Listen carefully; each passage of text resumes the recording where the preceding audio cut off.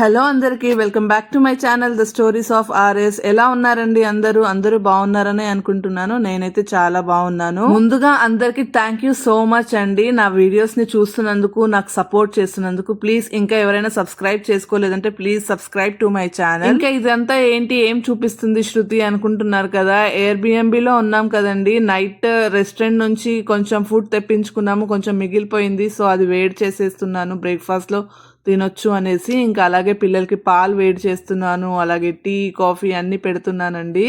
ఇంకా ఒక 2 days లో మనకి కాల్కటా టు హైదరాబాద్ ట్రైన్ ఉందండి. ఇంకా కాల్కటాలో ఒక 2 days ఉండబోతున్నాం అంతే. ఇంకా నాకు చూడాల్సినవి ఇంకా 2-3 ప్లేసెస్ ఉన్నాయి, ఆ 2-3 చూసేసి వెళ్ళాలి అనేసి అనుకున్నాను. అందులో ఇవాళైతే ఏమి పని పెట్టుకోలేదండి. ఎందుకు అంటే యాక్చువల్గా నాకైతే కాల్కటాలో ట్రాంప్ ఉంటుంది కదా, నాకు ఆ ట్రాంప్ ఎక్కాలని చాలా ఇష్టంగా ఉందండి. ఆ ట్రాంప్ ఎక్కుదామంటే ఈ డే టైం అయితే మనం ఎక్కలేము, వేడి ఎక్కువగా ఉంది. సో ఈవినింగ్ వెళ్ళి ఎక్కుదాము అనేసి ప్లాన్ చేసుకున్నాము. అందుకే ఇవాళైతే హాఫ్ డే వరకు ఇంట్లోనే ఉంటాము. లంచ్ ప్లాన్ చేసామండి, ఒక మంచి రెస్టారెంట్కి వెళ్ళబోతున్నాము. ఎలా ఉంటుందో నేను మీకు చూపిస్తాను ఆ రెస్టారెంట్ కూడా. అప్పటి వరకు అయితే ఇలాగ బ్రేక్ఫాస్ట్ తిని ఫ్రెష్ అప్ అయిపోయి కొంచెం రిలాక్స్ అవుతున్నామండి ఇవాళ. ఇంకా నాకైతే ఈ ఎయిర్బిఎంబి చాలా నచ్చిందండి. పిల్లలైతే చాలా ఎంజాయ్ చేస్తున్నారు. ఇంకా వర్క్ చేసుకోవడానికి వర్క్ స్పేస్ కానివ్వండి, ఆడుకోవడానికి పిల్లలకి టాయ్స్ కానివ్వండి, అన్నీ ఉన్నాయి. పిల్లలైతే బాగా ఎంజాయ్ చేస్తున్నారు ఇక్కడ. నాకు కూడా చాలా నచ్చింది ఈ ప్లేస్. మీరు కూడా ఎప్పుడైనా ట్రిప్ కి ప్లాన్ చేస్తే మాత్రం హోటల్ రూమ్స్ లో ఉండకుండా ఇలాగా ఎయిర్బిఎంబి లో ఉండడానికి ట్రై చేయండి. చాలా కంఫర్టబుల్ గా ఉంటుంది.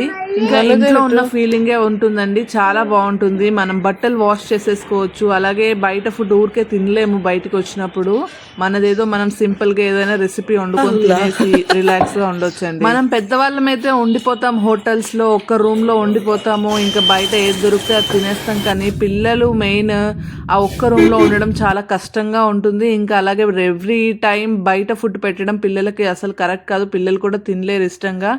నేనైతే మెయిన్గా పిల్లల కోసం ఆలోచించి ఎయిర్బిఎంబిని బుక్ చేసుకోవడానికి ఇంట్రెస్ట్ చూపిస్తానండి ఎక్కడికైనా వెళ్ళినప్పుడు. 1-2 days అయితే ఓకే మేనేజ్ చేయొచ్చు, కానీ ఎక్కువ డేస్ ఉంటే మాత్రం ఒక 1 week ప్లాన్ చేస్తే మాత్రం హోటల్లో ఉండే కన్నా ఇలా ఎయిర్బిఎంబిలో ఉండడం చాలా బెటర్ అండి. మేమైతే రెడీ అయిపోయి వచ్చేసామండి రెస్టారెంట్కి. ఇదిగో చూసారు కదా, లువాన్లీ రెస్టారెంట్ అంట అండి. మాకు తెలిసిన వాళ్ళు చెప్పారు ఈ చైనీస్ రెస్టారెంట్ చాలా బాగుంటుంది, ఇక్కడ వెళ్ళి ట్రై చేయండి అనేసి.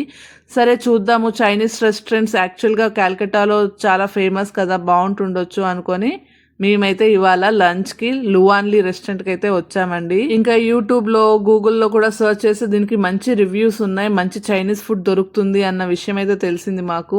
నేనైతే చాలా బాగుంటుందేమో అనుకొని నేను యూట్యూబ్లో సర్చ్ చేసి ఏ డిషెస్ బాగుంటాయి ఏంటి, ఎలా ఉంటాయి ఏంటి అన్నీ తెలుసుకొని నేనైతే కొన్ని డిషెస్ నేమ్స్ నోట్ చేసుకొని మరీ వచ్చానండి. ఇక్కడ డిషెస్ టేస్ట్ చేద్దాము, చూడడానికి చాలా టెంప్టింగ్గా ఉన్నాయి, ఇంకా చాలా యూనిక్గా డిఫరెంట్గా ఉన్నాయి కదా అనేసి. అంబియన్స్ అయితే చాలా బాగుంది. యాక్చువల్ చైనీస్ రెస్టారెంట్కి వచ్చినాం అనేది అనిపించిందండి. ఇంకా మెన్యూ కార్డ్ మొత్తం వెనక ముందు మొత్తం చూసేసాను. కొన్ని అర్థమయ్యాయి, ఇంకా కొన్ని అర్థం అవ్వలేదు. సరే అనేసి యూట్యూబ్ లో అయితే నేను సెర్చ్ చేశాను కదా, కొన్ని రెసిపీస్ నేను నోట్ చేసుకున్నాను. వాళ్ళు అక్కడ బాగున్నాయి, మంచి రేటింగ్ ఇచ్చారు, చాలా బాగుంటుంది, ఈ రెస్టారెంట్కి వెళ్ళినప్పుడు ట్రై చేయండి అలా కొన్ని మాటలు చెప్పారు. సో నేను ఆ నేమ్స్ అన్ని నోట్ చేసుకొని అవే ఇక్కడ ఆర్డర్ ఇచ్చి తిందామనేసి అయితే నేను అవే ఆర్డర్ ఇచ్చానండి. చూడాలి ఎలా ఉంటుందో టేస్ట్ అనుకున్నాను. చూడడానికి అయితే చాలా యూనిక్ గా ఉన్నాయి. ఇది చూస్తున్నారు కదా, ఇది సూప్ అంట. మనకి ఇలాగ గిన్నెలో పెట్టేసి కింద క్యాండిల్ పెట్టేసి ఆ వేడిగా ఒక సూప్ తెచ్చారండి. చూడ్డానికి అయితే చాలా డిఫరెంట్గా ఉంది. ఇంకా నేను ఫుల్ హ్యాపీ అయిపోయాను, ఇదేదో కొత్త రెసిపీ టేస్ట్ చేస్తున్నాను అనేసి. అక్కడే పప్పులో కాలేసానండి నేను. ఎందుకు అనుకుంటున్నారు కదా, చూడ్డానికి యూనిక్ గా ఉంది అనేసి అయితే నేను ఆర్డర్ పెట్టుకున్నాను. అదే చెప్తున్నాను కదా, చూడ్డానికి అయితే చాలా బాగుంది, చాలా యూనిక్ గా ఉంది. కానీ తింటే ఎలా ఉంది అంటే పచ్చి వెజిటేబుల్స్ ఇంకా రా చికెన్, ఆ స్ట్యూ తింటున్న ఫీలింగ్ వచ్చిందండి. నాకు అనిపించింది నేను ఐ థింక్ రాంగ్ రెస్టారెంట్కి వచ్చాను, ఇది నాకు సూట్ అవ్వదు అనేసి. సరే సూప్ కదా అందుకే ఇలాగ ఉందేమో అనుకున్నాను. సరే అనేసి మెల్లిగా అడ్జస్ట్ అయిపోయాము, తినేసాము. యాక్చువల్గా ఇలాగే తినాలి రా వెజిటేబుల్స్, కాకపోతే మనకి ఇది అలవాటు లేదు కదండి. మంచిగా బాయిల్ చేసి మంచిగా మసాలాస్ వేసి అలాగ తింటాం కదా, ఇలాగ చప్పగా ఓన్లీ సాల్ట్ ఉన్నది, ఆ చికెన్ ఫ్లేవర్ ఆ క్యాప్సికమ్, క్యాబేజ్, క్యాలీఫ్లవర్, క్యారెట్ అవన్నిటి ఫ్లేవర్స్ వస్తున్నాయి. బాగుంది, చాలా హెల్దీగా. యాక్చువల్ గా అయితే ఇలాగే తినాలి, మనం ఎక్కువగా ఓవర్ కుక్ చేసి తినేస్తాం. కాకపోతే మనకు అదే అలవాటు అయిపోయింది. ఇలా తినడం మనకు కొంచెం కొత్తగా అనిపిస్తుంది. మీకేమో తెలియదు కానీ నాకైతే చాలా కొత్తగా అనిపించిందండి. ఏదో అష్ట కష్టాలు పడి నేనైతే అది ఫినిష్ చేశాను. దాని తర్వాత ఈ ప్రాన్స్ అయితే ఆర్డర్ పెట్టుకున్నాము. గోల్డెన్ ప్రాన్స్ అంట. ఇదైతే చాలా టేస్టీగా ఉంది, నాకు చాలా నచ్చింది. అప్పుడు నాకు అనిపించింది ఓకే సూప్ కదా, అందుకే అది అలా ఉందేమో, మిగతావన్నీ బాగున్నాయి కదా అనేసి అనుకున్నాను. చూస్తున్నారు కదా నా సూప్ ఇంకా అయిపోలేదు, దాన్ని పక్కకు పెట్టేశాను. ఇంకా నేను ప్రాన్స్ తింటున్నానండి. ప్రాన్స్ మాత్రం చాలా టేస్టీగా ఉన్నాయి. ప్రాన్స్ అవ్వగానే ఫిష్ స్టార్టర్ తీసుకొచ్చారండి. చిల్లీ ఫిష్ చాలా బాగుంటుంది అనేసి వాళ్ళు చెప్పారు. ఓకే అనేసి మేము అది కూడా ఆర్డర్ పెట్టుకున్నాము. అబ్బే నాకైతే అస్సలు నచ్చలేదండి. నాకు తెలిసిన విషయం ఏంటంటే ప్రాపర్ చైనీస్ రెస్టారెంట్కి వచ్చాము. ప్రాపర్ చైనీస్ వాళ్ళు ఎలాగైతే ఫుడ్ ని తింటారో అలాగే కుక్ చేశారని అయితే నాకు అనిపించింది. యాక్చువల్గా నేనే ఇంకా కొంచెం ఆలోచించేది ఉండే అండి. ఎందుకు అంటే కాల్కటాలో చైనా టౌన్ అని ఒక ప్లేస్ ఉంది. అక్కడ ప్రాపర్ చైనీస్ వాళ్ళు ఉంటారన్న విషయం అయితే నాకు తెలుసు. అలాగే చైనీస్ రెస్టారెంట్లు కూడా ఉన్నాయన్న విషయం కూడా నాకు తెలుసు. అలాంటప్పుడు ఫుడ్ కూడా వాళ్ళ స్టైల్లోనే ఉంటుంది కానీ మన స్టైల్లో ఉండదు కదా అన్న విషయం నేను ఆలోచించుకోలేదండి.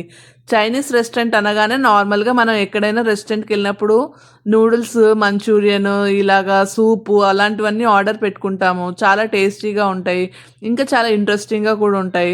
నేను అదే బుర్రలో పెట్టుకొని చైనా టౌన్కి వచ్చి చైనీస్ రెస్టారెంట్కి అయితే వచ్చాను తినడానికి. ఇక్కడికి వచ్చాక అర్థమైంది యాక్చువల్గా ఇన్ని రోజులు మనం తిన్నది చైనీస్ ఫుడ్ కాదు, ఇది యాక్చువల్ చైనీస్ ఫుడ్. ఫ్యూజన్ చేసి మన టేస్ట్ బడ్స్కి ఎలా కావాలో అలాంటి రెసిపీస్ని చేసి మనకి ఇన్ని రోజుల నుంచి తినబెడుతున్నారు. మనం అవే రెసిపీస్ని చైనీస్ ఫుడ్ అనుకొని తింటున్నాము.